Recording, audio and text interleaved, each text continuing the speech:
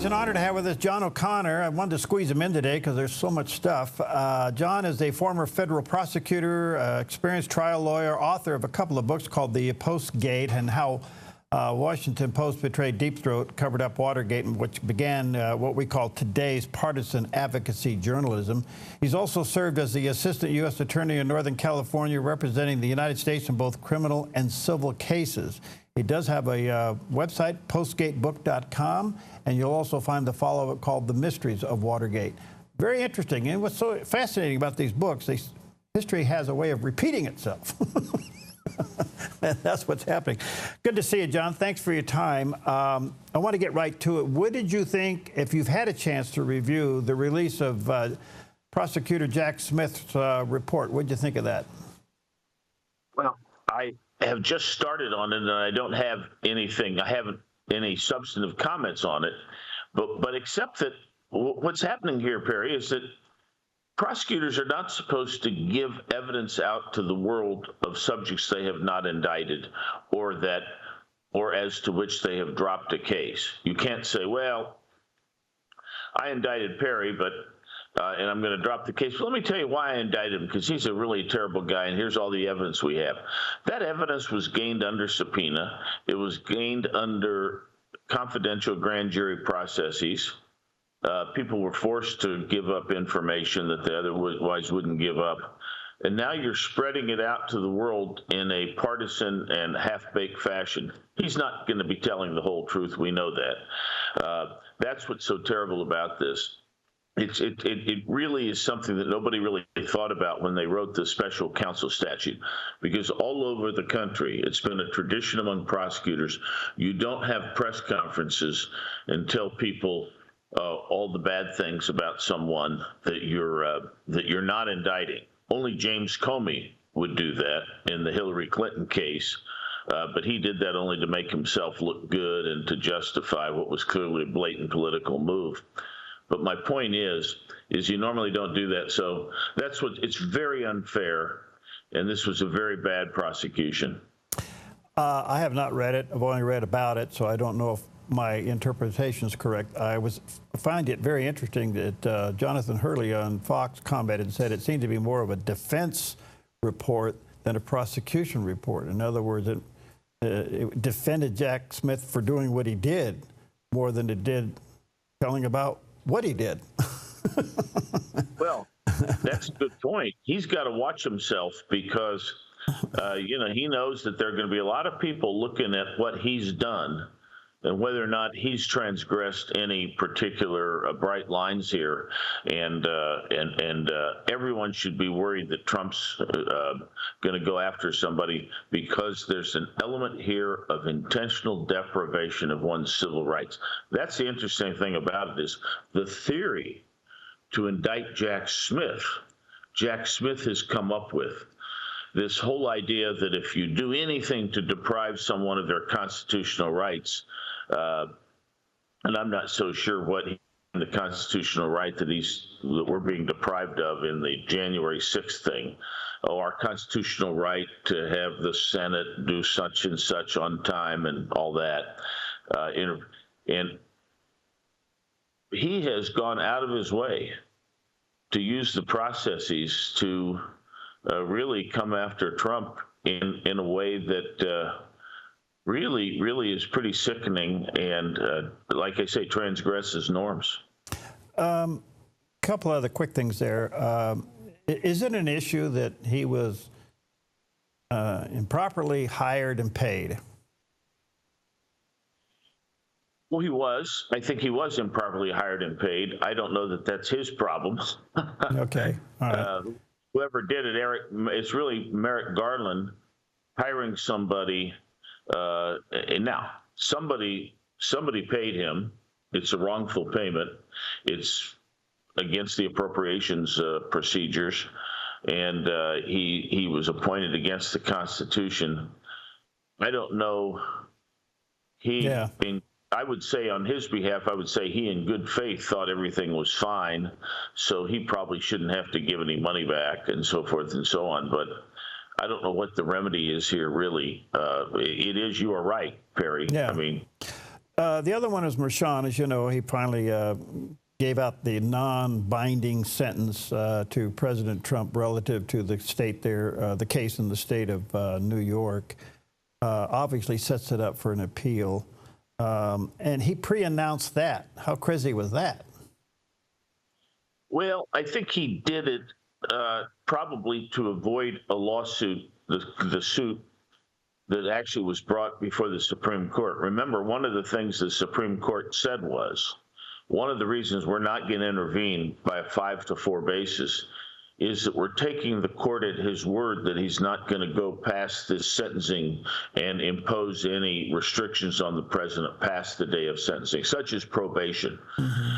If people thought he might impose a probation, even a probation or a sentence, but a probation is a form of sentence, then that would give the federal government standing, the federal courts standing to come in and intervene and make nasty comments about Mershon. So that's why he did it, and that's why the Supreme Court did not step in. They basically said, look, nothing's going to happen to him now. This is not going to interfere with his presidency in any meaningful way. And he'll have the chance to go through the process and get this thing reversed. I am hopeful that this thing eventually gets in the hands of a good federal judge, because you have a right to a collateral appeal over in the federal courts because there are federal issues involved in this. Mershon, yeah. So that would preclude going to the state appellate. In other words, you jump over that and go to the feds, right? Well, you could do both. Okay. You actually, sometimes people do that. Presidents will do that. They'll appeal their sentence in state court and they'll file a writ of habeas corpus. What I'm really getting at, Perry, is I hope some court doesn't simply overturn this. I hope that some court goes through and lists all the many, many terrible things that were done. This was an intentional hit job with no basis. I mean, he was telling the jury, I've got the instructions. He told the jury in so many words to find him guilty if A, B, or C happened. And A, B, or C, of course, weren't crimes, but also A, B, and C were clearly proven to have happened. Like, for instance, if you say that Michael Cohen aiding Trump in paying off Stormy Daniels is an in-kind contribution to an election and illegal, and then you say to the jury, now, if you find that Michael Cohen made an in-kind contribution, I instruct you it is an in-kind contribution. That's one of the things you can find as being the second crime. So how do you not?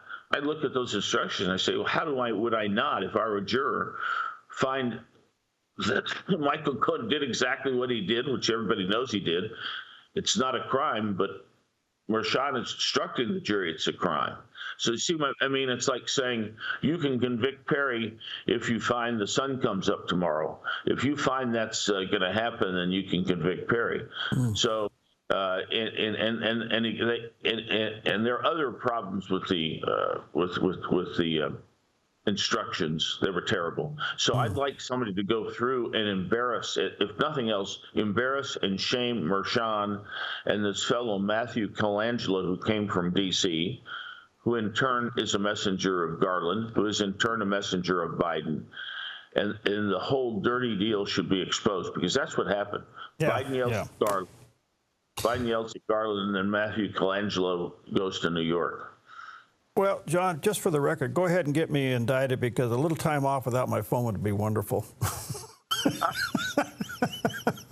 We all need an indictment now and then. Maybe we can go to a country club, a prison, and, we can place cards, Barry. Well, there we go.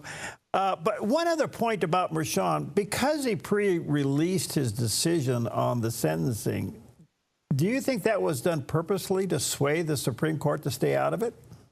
Oh, yes.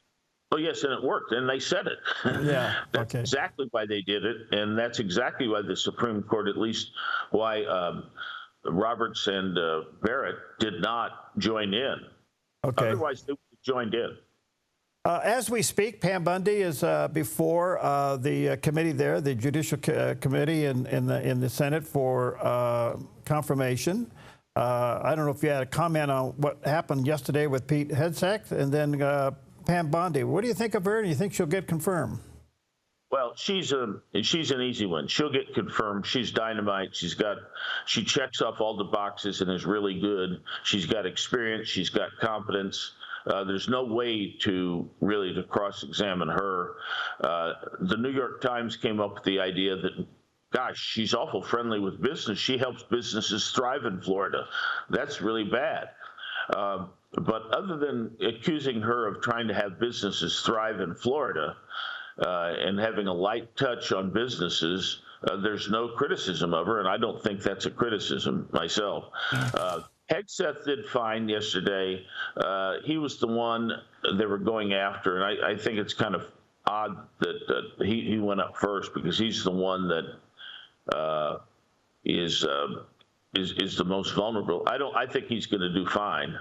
I thought his questioners looked very, very shrill. They were mainly females who seemed to be after him, and it really is. And they were not good questioners. There are only a couple good questioners. Yeah. Well, I think it was obvious. It was theater at its best. Most of that stuff to be social justice driven had nothing to do with protecting the United States. And I think we kind of expected that. But I suppose he's going to get confirmed. I mean, you did have Ernst yesterday after all that saying she's going to vote for him. And that's kind of the last one he needed. So that looks good. All right, you're in California. There's a lot of talk that the fires down there are a complete meltdown of leadership. What's your take? Well, it is.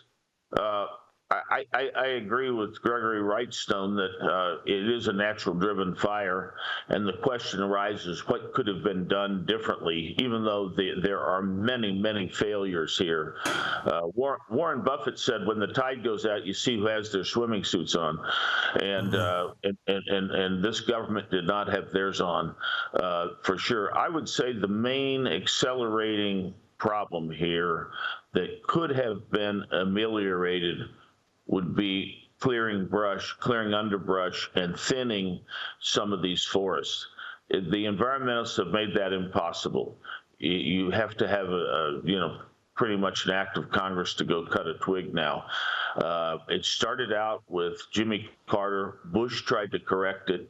The environmentalists got to him, and so forth. And now Obama's rule makes it almost impossible to clear brush on federal lands. The environmentalists fight the Forest Service, and then in California, very little of our budget has gone to fire suppression. It's getting less and less every year.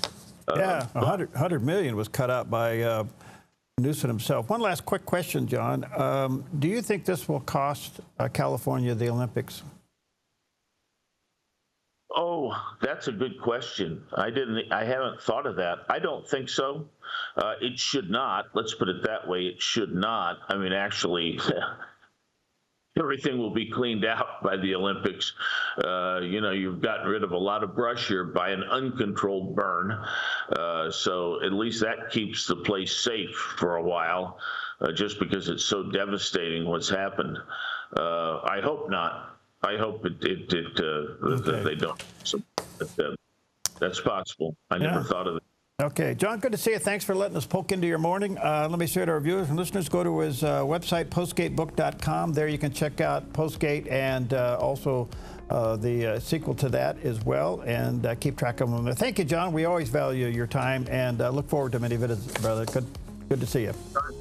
See you.